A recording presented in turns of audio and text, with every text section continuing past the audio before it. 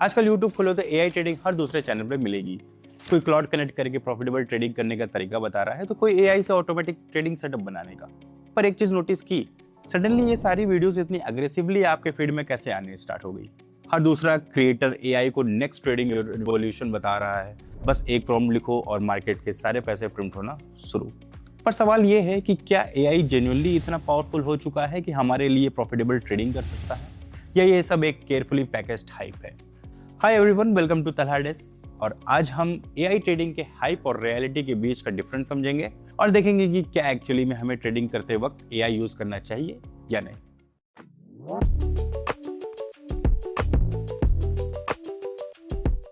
सबसे पहले ये समझेंगे कि एआई आखिर ट्रेडिंग करता कैसे है और ये लॉजिक मार्केट में कैसे काम कर रहा है। एआई बेसिकली पैटर्न्स डिटेक्ट करता है, मतलब कि जो डेटा मार्केट में पहले से अवेलेबल है, एआई उसी के बेसिस पे फ्यूचर के बारे में एक एजुकेटेड गेस करता है।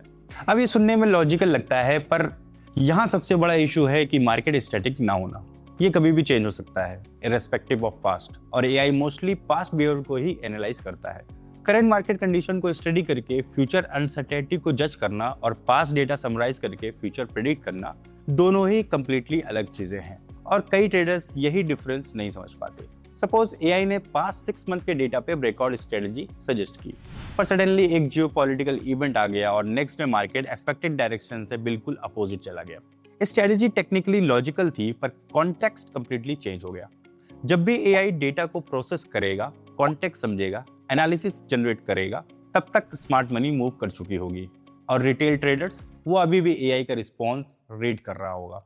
एआई से बेसिक्स रिसर्च करवाना तो ठीक है, पर अगर आप भी स्ट्रेटजी के लिए कंप्लीटली एआई पे डिपेंडेंट हैं, तो आप खुद को लॉस के लिए सेट कर रहे हो।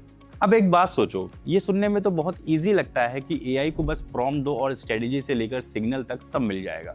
पर अगर ये इतना ही सिंपल होता तो हर दूसरा ट्रेडर प्रॉफिटेबल नहीं होता। ये लॉजिक इनकम्प्लीट भी है और मिसलीडिंग भी। रियलिटी ये है कि एआई उतना ही स्मार्ट होता है जितना स्मार्ट आप उससे इनपुट देते हो। अगर आपने प्रॉम्प्ट में एक भी क्रिटिकल चीज को मिक्स कर दी, हाई चांसेस हैं कि एआई भी उस चीज को कंप्लीटली इग्नोर कर देगा और शायद आपको भी वार्न ना करे। वो कॉन्फिडेंटली एक क्लीन लुकिंग आंसर दे देगा, proper logic, proper structure, proper explanation, और आपको लगेगा कि ये तो एक स्पेक्ट एनालिसिस लग रहा है, जबकि अंदर से ये एनालिसिस इनकम्प्लीट हो सकता है। ट्रेडर्स को लगता है कि ये एनालिसिस एआई ने करके दिया है तो ये सही ही होगा, और वो खुद मार्केट रिसर्च या नॉलेज नहीं अप्लाई करते। एआई ट्रेडिंग का दूसरा मिसलीडिंग फीचर है उसकी टोन। एआई कभी कंफ्यूज साउंड नहीं करता, चाहे चैटजीपीटी हो, क्लाउड हो या कोई भी एआई का ट्रेडिंग टूल। नोटिस करना कि ये हमेशा कॉन्फिडेंट टोन में आंसर देते हैं, भले ही चाहे आंसर स्टैट बेस्ड हो या फिर गेस बेस्ड। एआई जिस कॉन्फिडेंट के साथ एक्सप्लेनेशन देता है, ट्रेडर्स को लगता है कि एनालिसिस एक्यूरेट ही होगा। जो ह्यूमन ट्रेडिंग एक्सपर्ट होते हैं वो एटलीस्ट कभी भी बोल देते हैं कि मुझे क्लियर सेटअप नहीं दिख रहा, मार्केट अनसर्टेन है, या I could be wrong. But AI actually ऐसे हेजिटेट नहीं करता, वो हर चीज का आंसर देने की कोशिश करता है, इवन व्हेन मार्केट खुद ही अनक्लियर हो। तो अगर आप भी एआई के आउटपुट को ब्लाइंडली फॉलो कर रहे हो बिना उसके एनालिसिस को समझे, तो आप भी ट्रेडिंग से ज्यादा गैम्बलिंग कर रहे हो। अब बात करते हैं एआई ट्रेडिंग के नेक्स्ट रिस्क की, जो कि ना कि टेक्निकल है, ना ही इमोशनल और ना ही मॉनेटरी। एआई ट्रेडिंग का सबसे बड़ा रिस्क है लीगल रिस्क। बहुत लोग एआई को डायरेक्टली ब्रोकर अकाउंट से कनेक्ट करके ऑटोमेटेड ट्रेडिंग स्टार्ट कर देते हैं विदाउट अंडरस्टैंडिंग रेगुलेशंस। इंडिया में ऑटोमेटेड एग्जीक्यूशंस, एपीआई और एल्गो सिस्टम्स के अराउंड रेगुलेशंस कॉन्टिन्यूसली इवॉल्व हो रहे हैं, इसलिए बिना रूल समझे एआई को ब्रोकर अकाउंट से कनेक्ट करना रिस्क हो सकता है। लोगों को लगता है कि सब कर रहे हैं तो लीगल ही होगा, पर यह सच नहीं है। और ऑनेस्टली बहुत सारे क्रिएटर्स व्यूज के लिए एआई ट्रेडिंग को ओवर सिंप्लीफाई कर देते हैं without talking about execution risk, compliances और लीगल कॉन्सिक्वेंसेस। तो इस एरिया में थोड़ा केयरफुल रहना जरूरी है। पहले रेगुलेशन को समझो, फिर एआई से ट्रेड करवाने का डिसीजन लो। और भले ही सुनने में कितना ही अच्छा क्यों ना लगे कि एआई इमोशन से ट्रेड नहीं करता, पर याद रखिए कि ट्रेडिंग में इमोशंस कंट्रोल करना ही रियल एज होता है। पेशेंस, डिसिप्लिन, ग्रीड कंट्रोल और इमोशन के बिना आपकी ट्रेडिंग स्ट्रेटजी और जर्नी डेवलपमेंट इनकम्प्लीट है।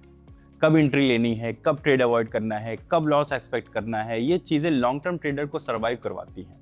पर एआई ट्रेडिंग को इतना इजी लुकिंग बना देते हैं कि लोग खुद सोचना कम कर देते हैं और धीरे धीरे ट्रेडर मार्केट को समझने के बजाय एआई पे डिपेंडेंट हो जाता है। और वही सबसे डेंजरस पार्ट है, क्योंकि मार्केट में सर्वाइवल सिर्फ इंटेलिजेंस से नहीं, सेल्फ कंट्रोल से होता है।